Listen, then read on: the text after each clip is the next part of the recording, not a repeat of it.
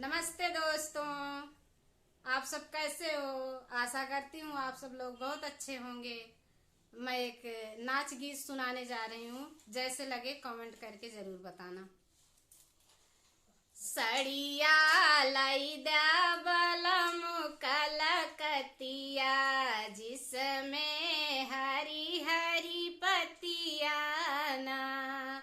सड़िया लाई दा बलम कलकतिया, जिसमें हरी हरी पतिया ना।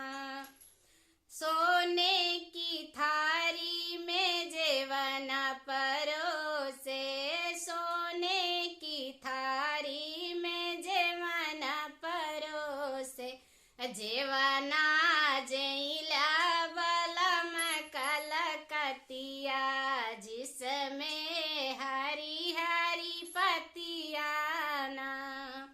जेवना जैला बलम कलकतिया, जिसमें हरी हरी पतिया ना।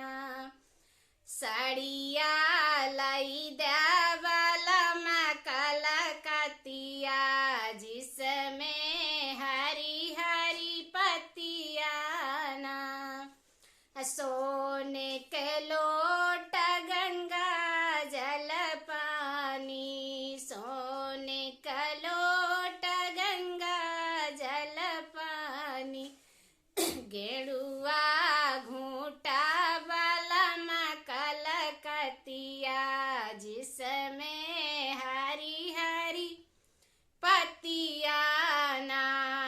गेरुआ घूंटा बलम कलकतिया, जिसमें हरी हरी पतिया ना। सड़िया लाई दा बलम कलकतिया, जिसमें हरी हरी पतिया ना।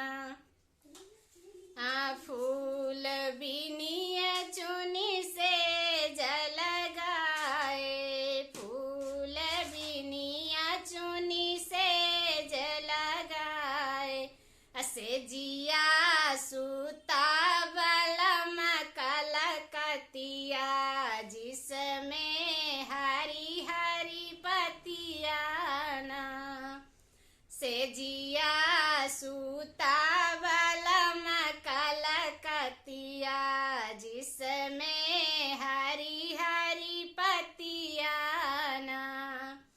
सड़िया लाई दा बलम कलकतिया, जिसमें हरी हरी पतिया ना। सड़िया लाई दा बलम कलकतिया, जिसमें